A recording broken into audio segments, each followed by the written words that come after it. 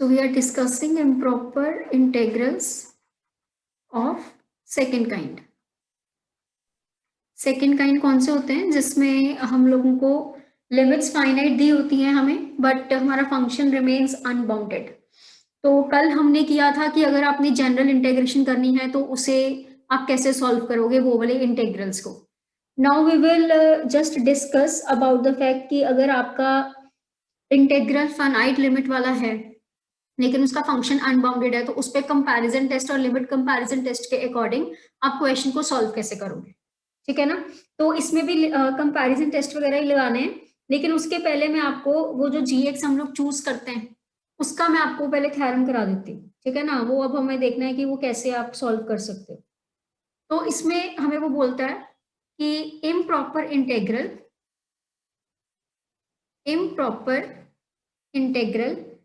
a to b dx upon x minus a the power n is convergent at x equal to a if and only if n is less than 1। तो सबसे पहला difference हमारे पास यहाँ पर क्या है इस चीज का, इतना ध्यान रखना है कि जब लिमिट्स हमारी इनफाइनाइट वाले केस में थी तब हम कन्वर्जेंस करते थे n ग्रेटर देन 1 पे, यहां पर कन्वर्जेंस होगी n लेस देन 1 पे। दूसरी बात क्या ध्यान रखना है, दो लिमिट्स हैं a भी और b भी, इन दोनों में से साइमल्टेनियसली भी हो सकता है या एक एक बार भी हो सकता है जैसे अब ये फंक्शन है 0 to 1 1 by x dx, यहां पर 0 प्रॉब्लम दे रहा है। एक फंक्शन है 0 to 1 1 upon x minus 1, यहां पर 1 प्रॉब्लम दे रहा है। एक फंक्शन है आपका 0 to 1 1 upon x minus 1, यहां पर दोनों प्रॉब्लम दे रहे हैं। तो लिमिट्स में कोई भी केस हो सकता है, ठीक है ना। तो जब आपका a प्रॉब्लम दे रहा है तो उस केस में जब आपने gx को चूज करना है तो आप चूज करोगे 1 upon x minus a type का, जैसे हम फर्स्ट काइंड में चूज करते थे 1 upon x की पावर n, यहां पर आपने चूज करना है 1 upon x minus a की पावर n अगर a के ऊपर प्रॉब्लम है। सेकेंड केस क्या है, अगर b पे प्रॉब्लम है तो आप क्या करोगे, improper integral a to b dx upon b minus x की पावर n इज कन्वर्जेंट। अब यहां पर हम कन्वर्जेंस किस पॉइंट पे चेक कर रहे हैं, हम कन्वर्जेंस चेक कर रहे हैं b पॉइंट पे। यहां पर अगर b में प्रॉब्लम है तो it is convergent at x equal to b if and only if n is less than 1। ये दो रिजल्ट्स हैं, दोनों में कन्वर्जेंस तो यही रहेगी कि n को 1 से छोटा करना है, पर gx को चूज करने का तरीका डिफरेंट है। अगर a पे प्रॉब्लम है तो x minus a the power n लोगे, अगर b पे प्रॉब्लम है तो b माइनस x दी पावर n लोगे। अगर दोनों पे प्रॉब्लम है तो उस इंटेग्रल को ब्रेक कर दोगे उसके बीच वाले किसी पॉइंट पे, जैसे ये 0 to 1 है तो इसे आपने 0 to half plus half to 1 में ब्रेक कर देना है। तो ये I1 हो जाएगा, ये I2 हो जाएगा। I1 में प्रॉब्लम रहेगी 0 पे, I2 में प्रॉब्लम आ गई 1 पे, तो दोनों पे अलग अलग कन्वर्जेंस आप gx को चूज करके निकाल लोगे, ठीक है। इसका मैं आपको प्रूफ करा देती हूँ, इसका प्रूफ बिल्कुल सिमिलर है, वो आप लोग एक बार ट्राई कर लेना, ठीक है। जैसे हम ये कन्वर्जेंस कैसे आती है वो चेक कर सकते हैं। तो हमारे पास प्रूफ में क्या है, given integral a to b dx upon x minus a the power n, ये हमें इंटेग्रल गिवन है। यहां पर फंक्शन क्या है 1 upon x minus a the power n। तो अब देखो x minus a the power n है तो ऑब्वियसली a पे प्रॉब्लम है, तो हम लोग क्या करते हैं, हम लोग इसकी लिमिट चेक करते हैं सबसे पहले कि x tending to a from above f(x) की लिमिट क्या आएगी। हमें इसकी कन्वर्जेंस डाइवर्जेंस चेक करनी है किसके ऊपर, f(x) के ऊपर, ठीक है ना। तो हम लोगों ने सबसे पहले fx की लिमिट निकाल देनी, ठीक है। तो अब इसकी लिमिट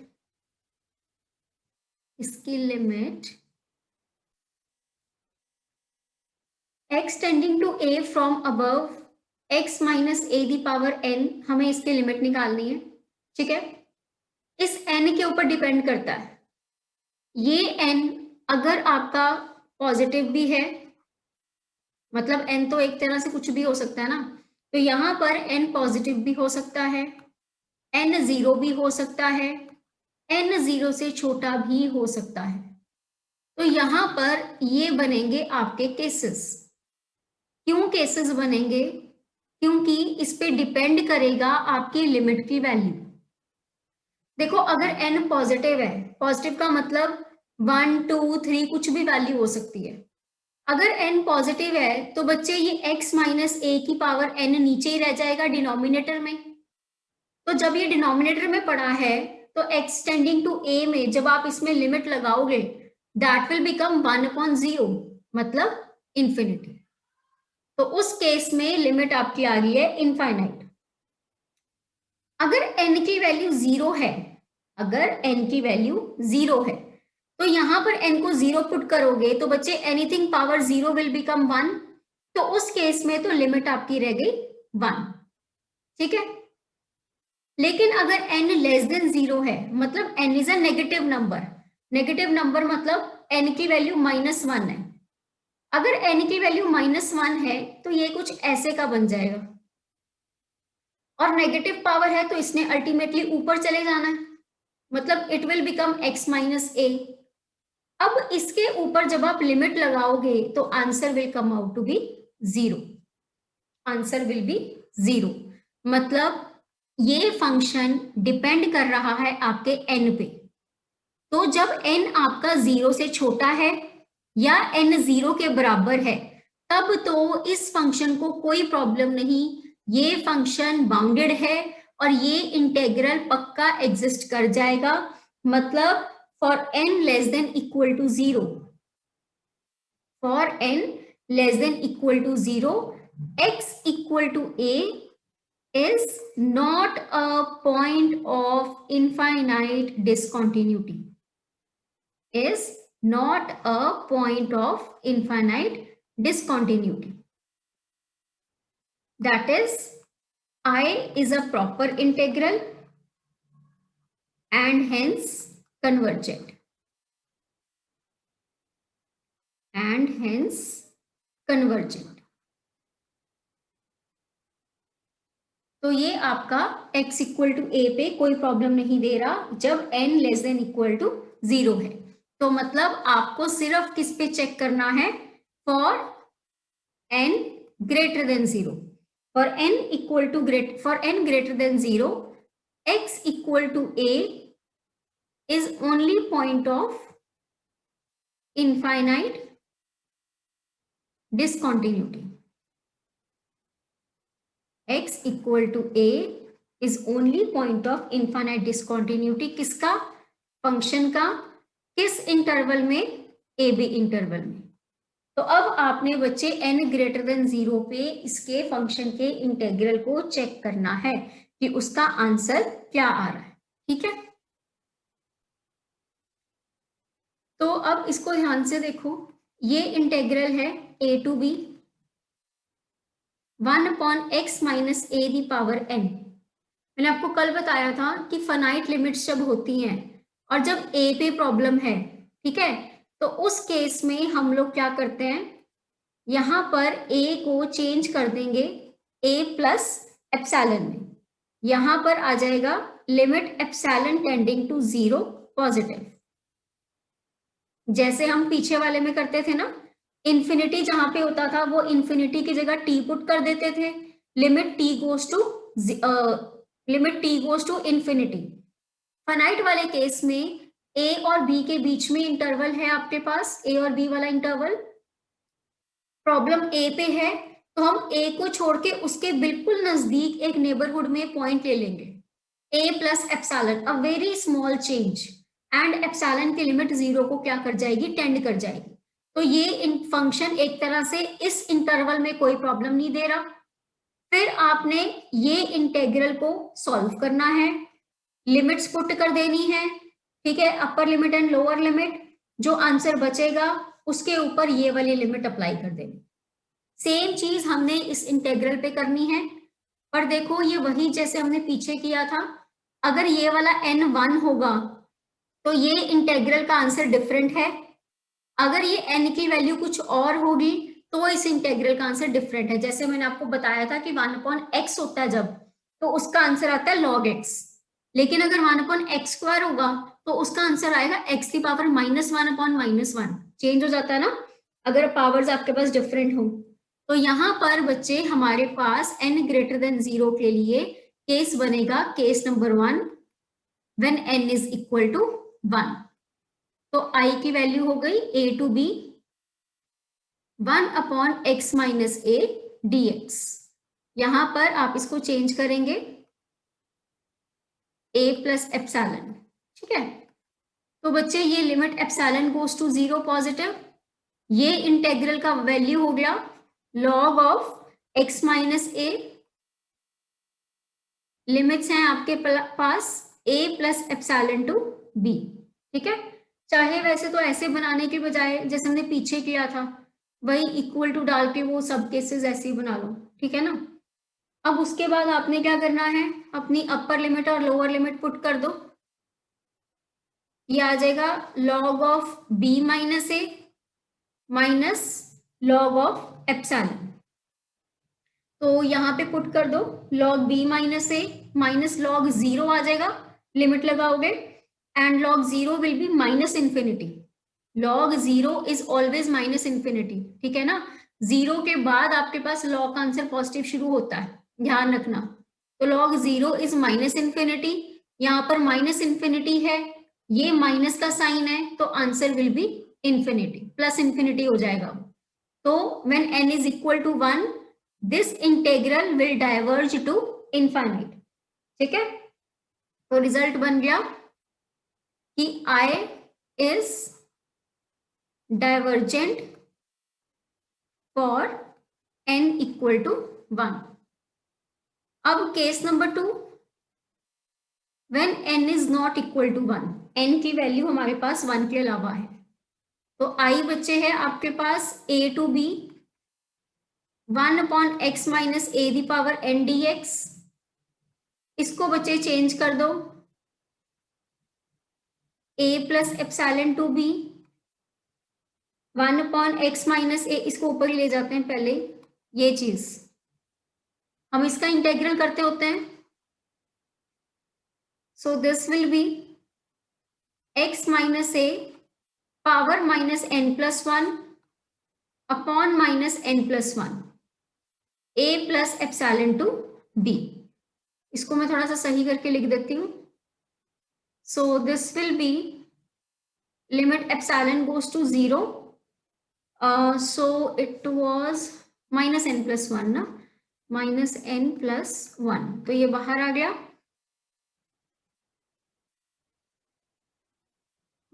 वेट, n-1 हो जाएगा ना जब नीचे आएगा ये।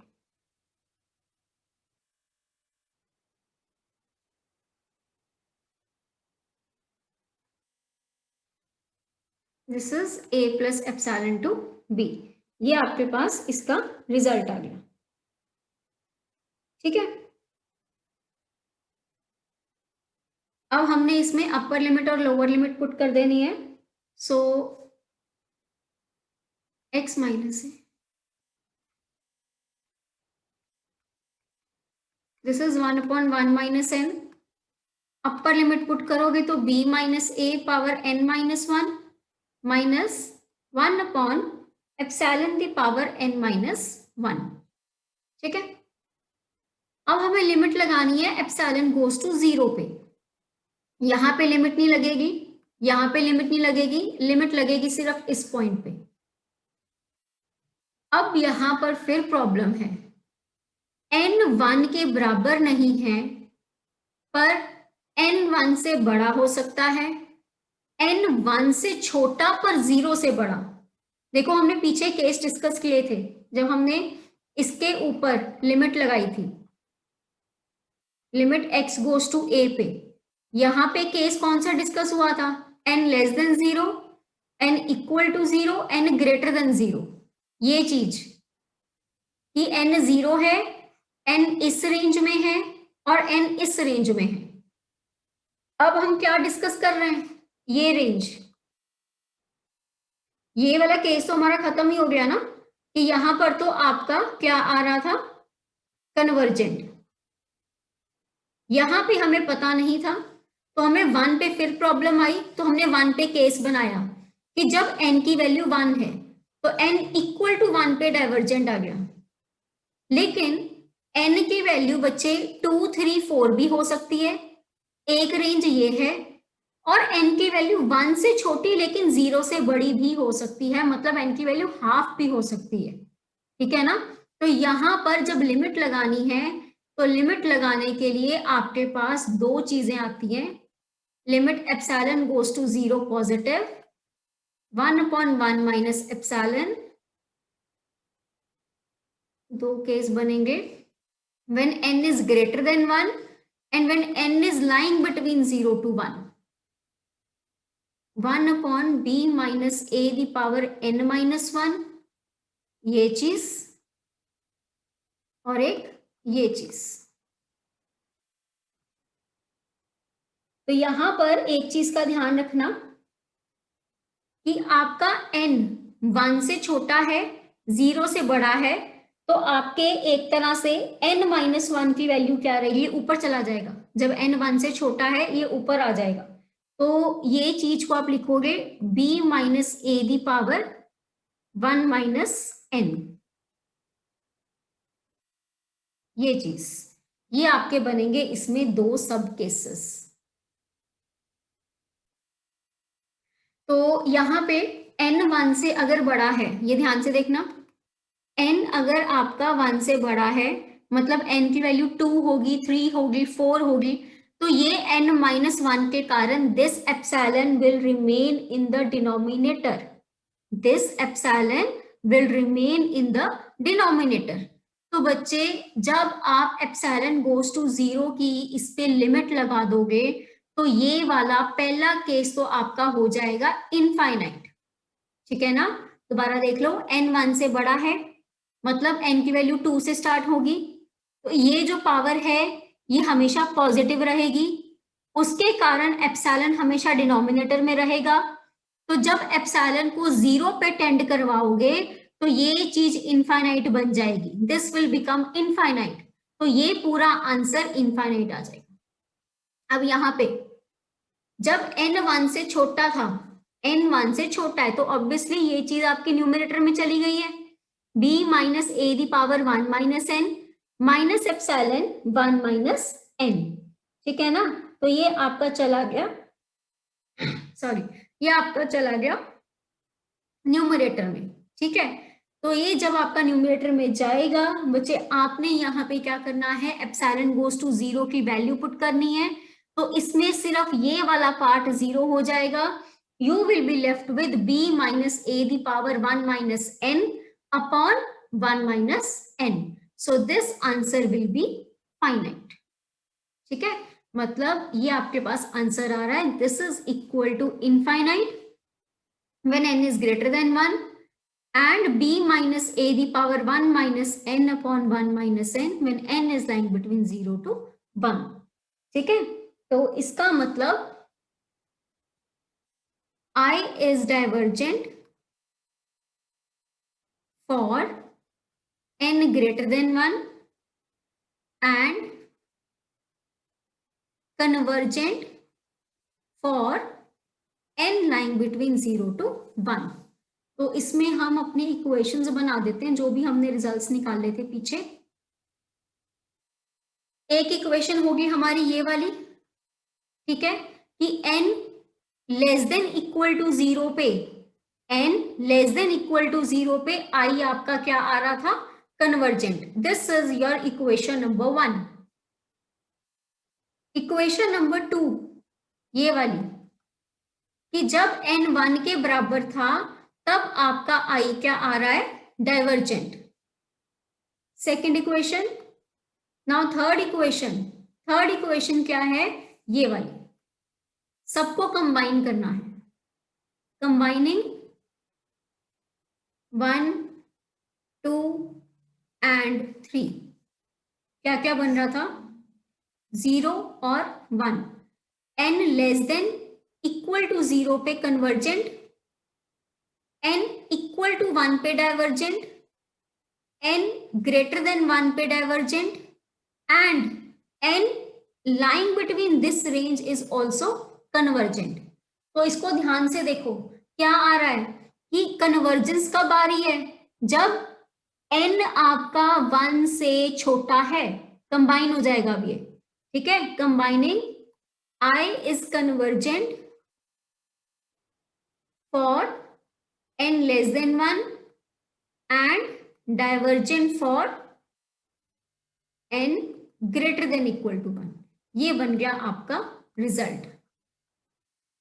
This is for improper integrals of second kind, ठीक है। तो यहां पर ये चीज का ध्यान रखना, इस रेंज में कन्वर्जेंट था, 0 पे और 0 से कम पे कन्वर्जेंट था, 1 पे डाइवर्जेंट है, 1 से ज्यादा पे भी डाइवर्जेंट है। तो n greater than equal to 1 पे डाइवर्जेंट, n लेस देन 1 पे कन्वर्जेंट। ये आपका है रिजल्ट gx को चूज करने का।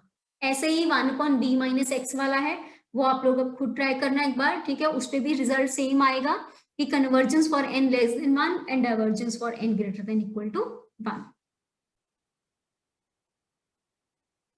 तो अब यहां पर हमने क्या करना है, कंपैरिजन टेस्ट देखने हैं कि कंपैरिजन टेस्ट हम लोगों ने कैसे लगाने हैं, क्या क्या लगाने हैं। अब इसमें इतना ध्यान जरूर रखना है, चाहे A हो चाहे B हो, when either A or B are only points of discontinuity, are only points of infinite discontinuity,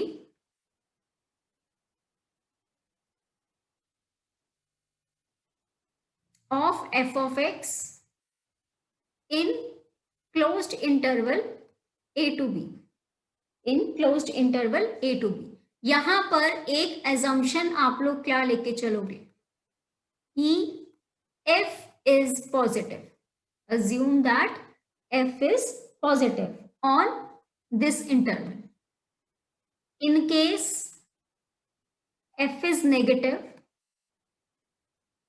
अगर f नेगेटिव है तो आपने उसको रिप्लेस कर देना है, replace f by minus f। ये आपने ध्यान रखना है, this is an important assumption you have to make.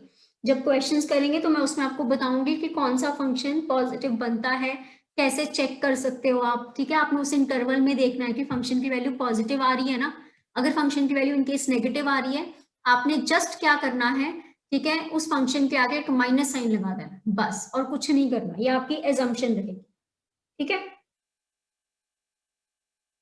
अब इसमें क्या है कंपैरिजन टेस्ट में,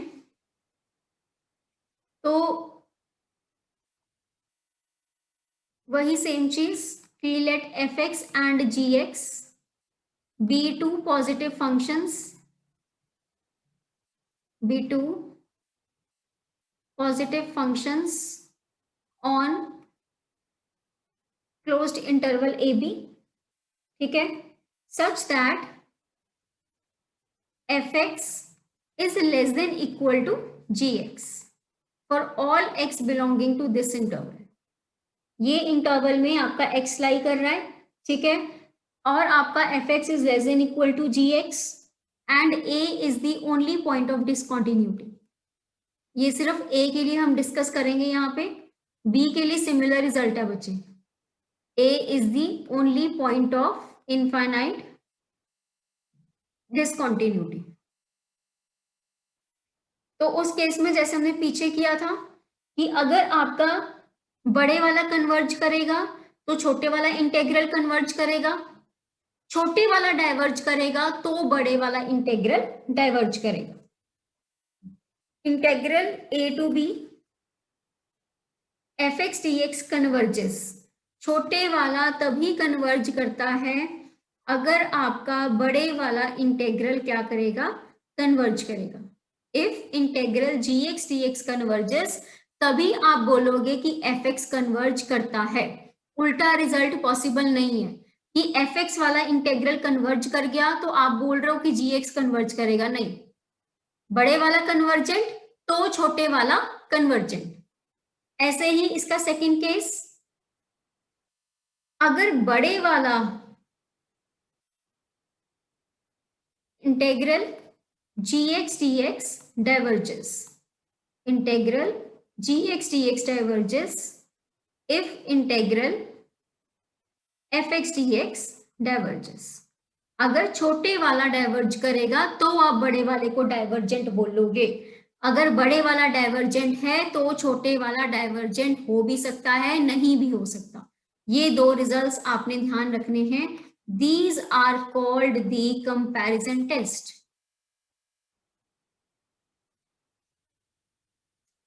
ये आपके कंपैरिजन टेस्ट हैं। इसी के बेसिस पे हमारे हैं लिमिट कंपैरिजन टेस्ट, जहां पर हम लिमिट वाला अपना फॉर्मूला अप्लाई करते हैं। लिमिट कंपैरिजन टेस्ट तो सेम चीज कि late fx and gx be two positive functions, let fx and gx be two positive functions on closed interval ab and a be the point of infinite discontinuity in closed interval ab of fx। तो आपने क्या करना है, सबसे पहले limit gx choose कर लेना है, उसके बाद हम लोग fx अपॉन gx की लिमिट निकालते हैं। अगर a पे प्रॉब्लम है तो a पे लिमिट निकलेगी, अगर b पे प्रॉब्लम है तो b पे लिमिट निकलेगी। अब इस केस में भी वही चीजें, इसका आंसर लिमिट आता है जो, अगर वो नॉन जीरो और इनफाइनाइट नहीं है, अगर वो जीरो और इनफाइनाइट नहीं है तो आपके पास दोनों इंटेग्रल्स का बिहेवियर सिमिलर होगा। That integral fx dx and integral gx dx behave alike। और gx मैंने आपको पहले ही बता दिया इस बार कि कैसे लेना है, 1 upon x minus a the power n type में। तो अगर n की वैल्यू 1 से छोटी ले रहे हो तो कन्वर्जेंट, तो fx भी कन्वर्जेंट। n की वैल्यू 1 या 1 से बड़ी ले रहे हो तो डाइवर्जेंट, वहां से fx भी डाइवर्जेंट। ठीक है। लेकिन अगर इन केस आपके पास लिमिट का आंसर आप देख रहे हो हमेशा ही जीरो आ रहा है, तो उस केस में बच्चे आपने अपना gx पक्का क्या लेना है, कन्वर्जेंट। आप जीरो और कन्वर्जेंस को, जीरो और डाइवर्जेंस को मिक्स नहीं करोगे। आप जीरो अगर लिमिट आ रही है तो gx को कन्वर्जेंट ही चूज करोगे, मतलब 1 अपॉन एक्स माइनस ए की पावर जो n लेनी है, n को 1 से छोटा ही लेना है। तो आपका इंटेग्रल क्या करेगा, गिवन इंटेग्रल जो कि fx dx है वो कन्वर्ज करेगा। और अगर आप ये देख रहे हो कि आपके आंसर हमेशा इनफाइनाइट आ रहे हैं तो बच्चे आपने अपना gx dx डाइवर्जेंट चूज करना है, जैसे हम पीछे कर रहे थे, तभी आपके पास आपका गिवन इंटेग्रल डाइवर्जेंट आएगा। तो this is your limit comparison test. ये हमारे लिमिट कंपैरिजन टेस्ट के कुछ रिजल्ट्स हैं। ठीक है ना, gx dx को चूज करना आपके हाथ में है बच्चे। आपने देखना है कि कैसे आपका कन्वर्जेंस डाइवर्जेंस आपने चेक करना है।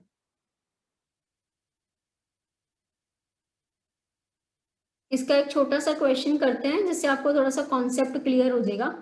ठीक है,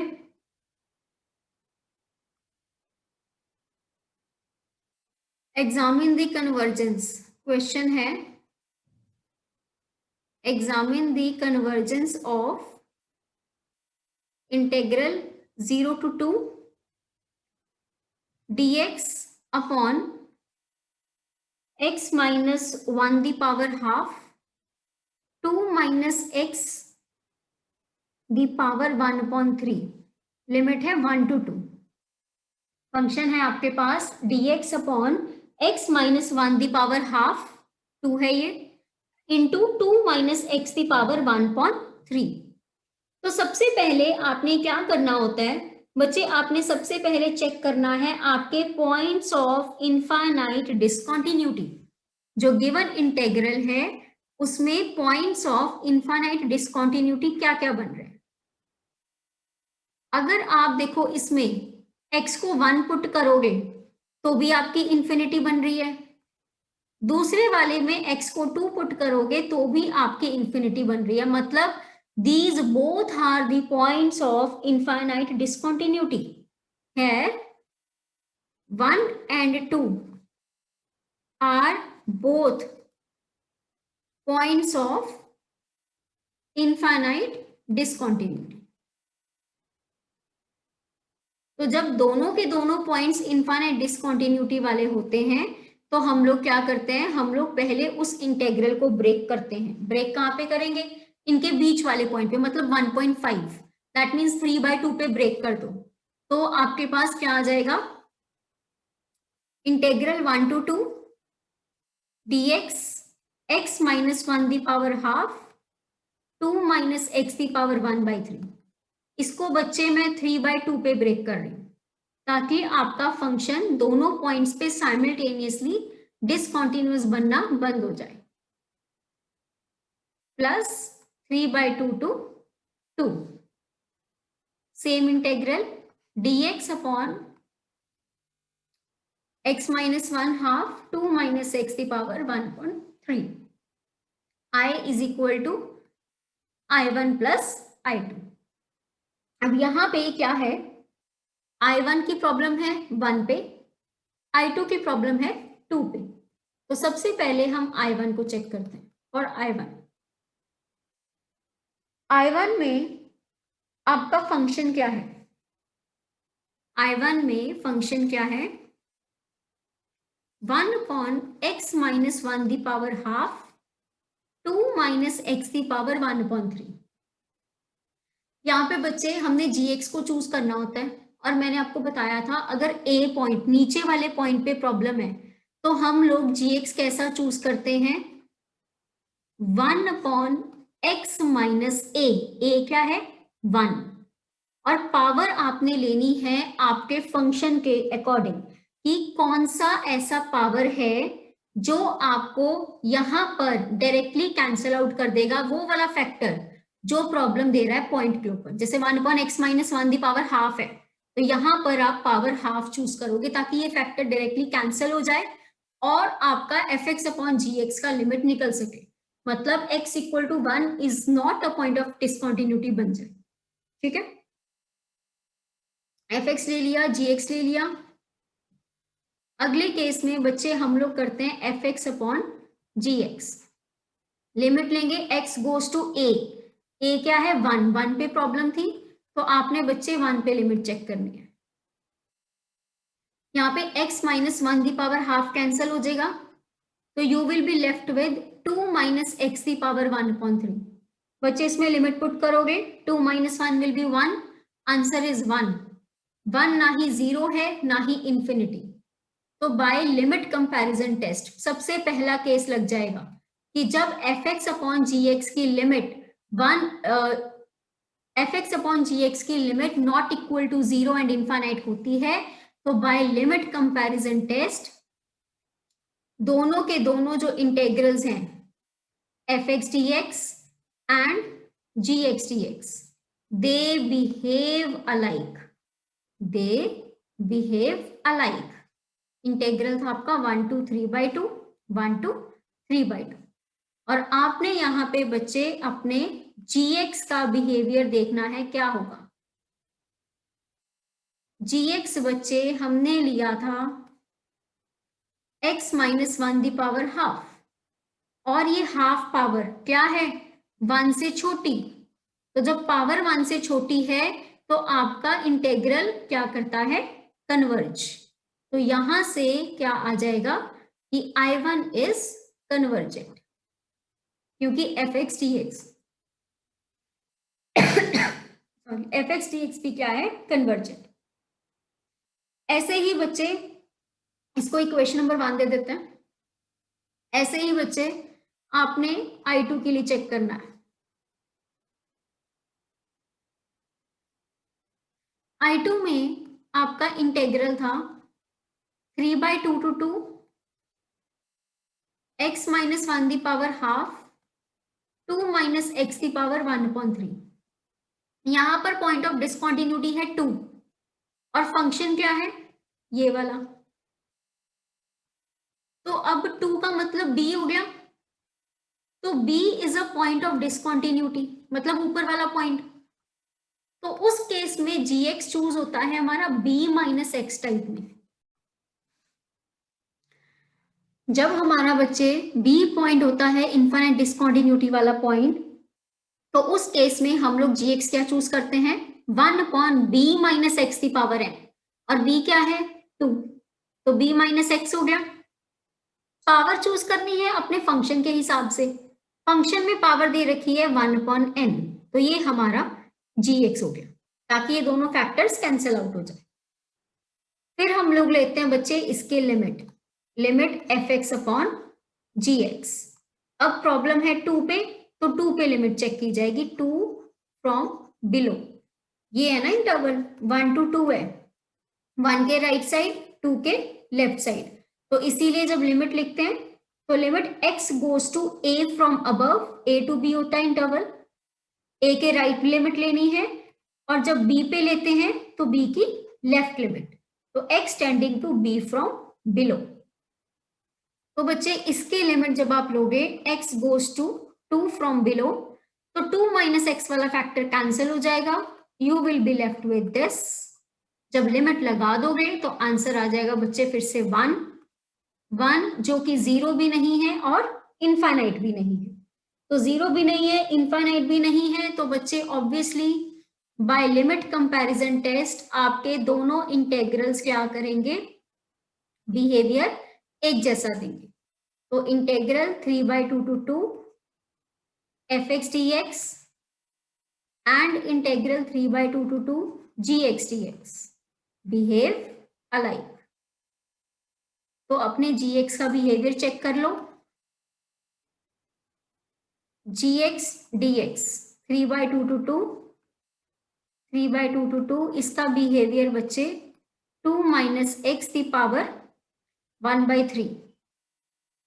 n की वैल्यू देखनी है, this n is less than 1, तो n 1 से छोटा है तो आपका क्या करेगा, कन्वर्ज करेगा। ठीक है, तो अगर दिस इंटेग्रल इज कन्वर्जेंट तो I2 मतलब fx dx is also convergent. ठीक है, equation number 2, therefore from 1 and 2 I is equal to I1 plus I2 is convergent, तो गिवन इंटेग्रल इज कन्वर्जेंट। ये आपका रिजल्ट प्रूव हो गया। 1/3 आपने यहाँ पर रिजल्ट ध्यान रखना है अपना कि आपके पास I1 और I2 क्या आ रहा है, कन्वर्जेंट। ठीक है, इसमें ये चीज का ध्यान रखना आपने फंक्शन में, ये x minus 1 the power half 2 minus x the power 1/3 dx from 1 to 2। 1 to 2 में बच्चे 2 माइनस एक्स में पुट करोगे 1 या 2, तो आंसर हमेशा मतलब इसका पॉजिटिव रहेगा। 1 to 2 लिमिट्स में आपका जो फंक्शन है दैट रिमेन्स पॉजिटिव। अब सपोज करो एक क्वेश्चन है ये वाला, question is this 0 to 1 log x upon root x dx। ये आपके पास क्वेश्चन है, उसने बोला है इस क्वेश्चन का कन्वर्जेंस डाइवर्जेंस चेक करो। तो बच्चे लॉग वाले क्वेश्चंस में मेनली प्रॉब्लम आती है, बाकी तो सारे जो फंक्शंस होते हैं ना वो आपके पॉजिटिव ही निकलते हैं।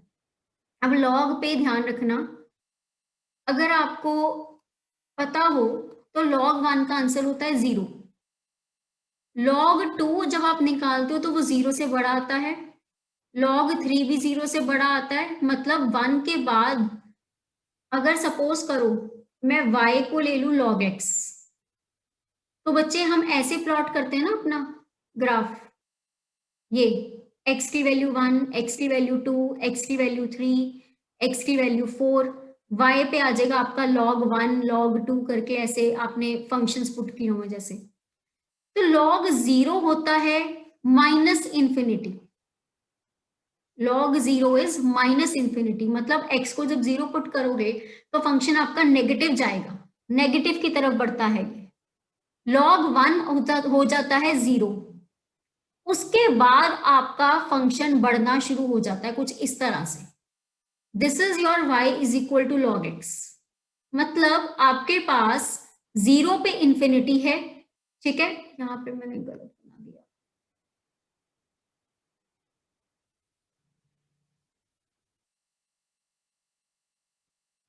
0 पे x को 0 पुट करोगे तो y जा रहा है माइनस इंफिनिटी पे, log 1 0 है, मतलब ये चीज यहां से पास करेगा आपका फंक्शन कुछ इस तरह से, log 1 इज 0, फिर आपके पास आगे को बढ़ेगा इस तरह से।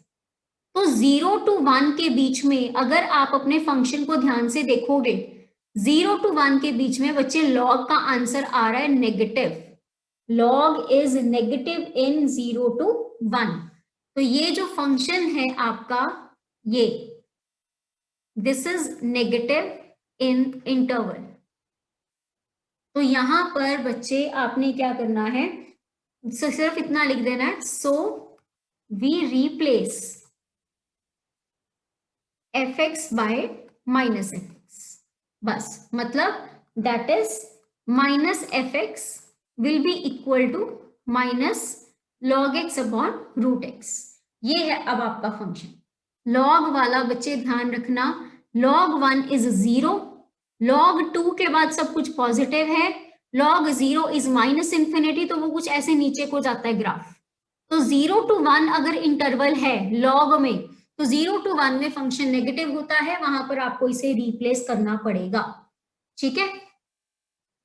तो अब ये क्वेश्चन में मैं आपको थोड़ा सा हिंट दे देती हूँ, इसको आप फर्दर कैसे करोगे, ट्राई करना इस क्वेश्चन को। जैसे ये इंटेग्रल है log x upon root x d x, a to b limit है, सबसे पहले चेक करना है कि कौन सा पॉइंट इनफाइनाइट डिसकंटिन्यूटी बना रहा है। देखो 1 पुट करोगे तो वो तो दे ही नहीं रहा प्रॉब्लम, log 1 0 होता है और ये तो 1 हो जाएगा, लेकिन जब 0 पुट करोगे तो यहां पर बच्चे नीचे वाला 0 और ऊपर log 0 माइनस इंफिनिटी, तो ये कुछ इंफिनिटी इंफिनिटी वाली फॉर्म बन जाएगी। तो वहां पर आपने चेक करना है कि जैसे फंक्शन ले लिया log x upon root x, इसकी लिमिट आपने निकाल के दिखा देनी है, चाहे निकाल के दिखा दो, अगर आप वर्बली कर सकते हो तो वर्बली कर लो, यह आ जाएगा log x upon root x. तो बच्चे log x upon root x है। अब अगर आप इसको देखो ना, हमारे जब एल हॉस्पिटल रूल लगता है तो इतना ध्यान रखना, वो लगता है 0 अपॉन 0 और इन्फिनिटी अपॉन इन्फिनिटी वाली फॉर्म्स पे। यहां पर अगर आप इसको ऐसे ही देखोगे तो log 0 बनेगा माइनस इंफिनिटी, नीचे आएगा 0, x को 0 पुट कर दोगे जब, तो ये वाली कोई फॉर्म नहीं बनती। तो ऐसे क्वेश्चंस को हम थोड़ा डिफरेंट टाइप में डील करते हैं। 1 अपॉन रूट एक्स को एक फंक्शन मान लो, log x को एक फंक्शन, तो 1 अपॉन रूट एक्स पे जब आप लिमिट लगाओगे दैट विल बी इंफिनिटी, और जब log x पे लगाओगे that will be minus infinity, मतलब आंसर आएगा आपका minus infinity. That is x equal to 0 is point of infinite discontinuity.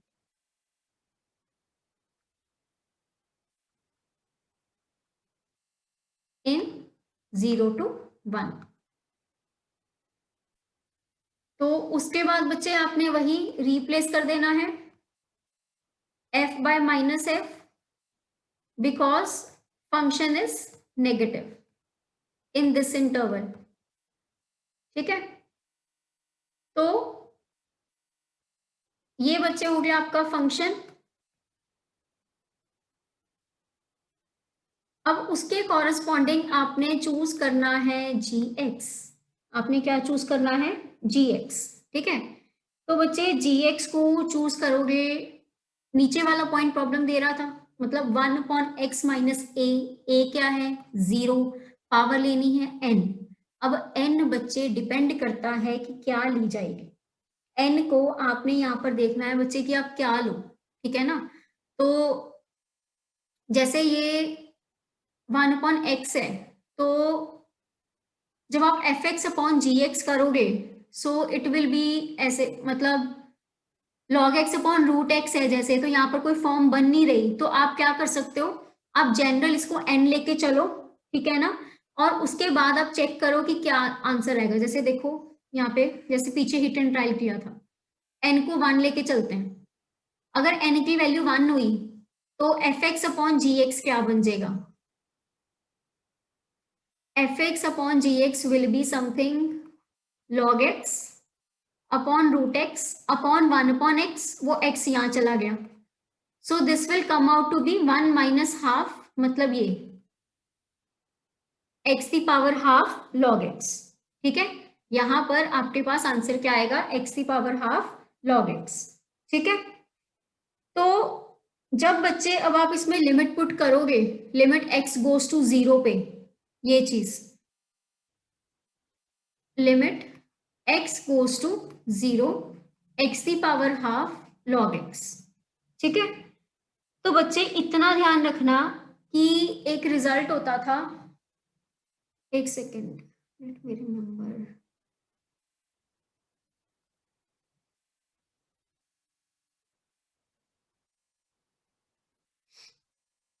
This result is 0 if p is positive and q is positive।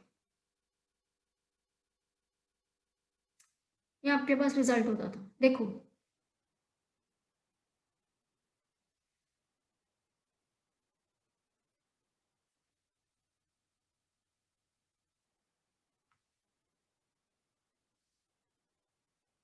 तो इसको इसी तरह से देखो कि अगर x की पावर p log x की पावर q टाइप का कोई लिमिट है, आपके पास फंक्शन है, तो उसकी लिमिट 0 आती है अगर p की वैल्यू पॉजिटिव है।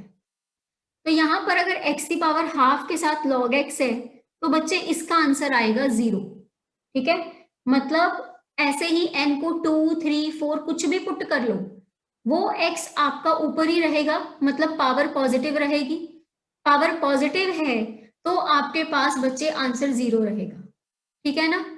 तो यहां पर आपने f x into g x की लिमिट लगानी है। जब limit x goes to 0 positive, minus लगा देना यहाँ पे याद से, x गोज टू 0, तो बच्चे ये बन जाएगा -xn minus half log x। ठीक है, तो आंसर बच्चे आपका 0 आ रहा है। 0 तब आएगा, रिजल्ट साथ में लिखना है, अगर n की वैल्यू n माइनस हाफ की वैल्यू पॉजिटिव है। अगर आप इस पावर को पॉजिटिव रखोगे तभी आपके पास आंसर 0 आएगा, अदरवाइज आंसर आपके पास 0 नहीं आएगा। और दूसरी बात, यहां पर भी n ग्रेटर देन 0 लेना है, n लेस देन 0 नहीं ले सकते। क्यों नहीं ले सकते?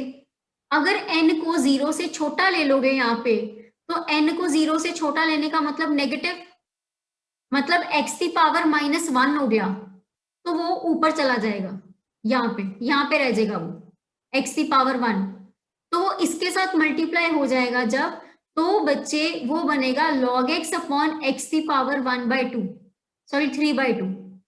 तो अगर log x के नीचे ही x ने रहना है, तो वो तो आंसर आपका इसी तरह से बन गया, माइनस इन्फिनिटी वाला, तो वो प्रॉब्लम देगा। इसीलिए आपने यहाँ पर बस ये चीज का ध्यान रखना है कि n आपने क्या लेना है, पॉजिटिव लेना है या नेगेटिव, उसके कॉरस्पॉन्डिंग ही लिमिट का आंसर आएगा। तो this limit will come 0 only if n minus half is positive. ठीक है, तो n माइनस हाफ पॉजिटिव ले लिया आपने यहाँ पे। उसके बाद so this implies limit x goes to 0 fx upon gx is 0 if n is greater than half. ठीक है, तो यहां पे बच्चे जब आपका लिमिट का आंसर ही 0 आ रहा है तो आपने gx कैसा चूज करना होता है, convergent. Also integral 0 to 1 gx dx, 0 to 1 1 upon x की पावर n dx। तो ये कन्वर्जेंट बच्चे कब है,